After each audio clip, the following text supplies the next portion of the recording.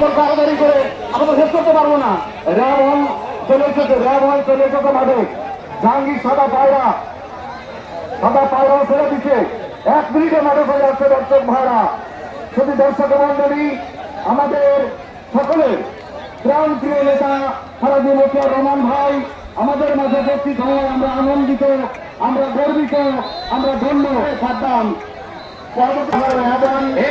দেখতে পাচ্ছি এরপর রেডি থাকবেন দেবদাস, যাদবপুর এবং বাঘের সঙ্গে লড়াই।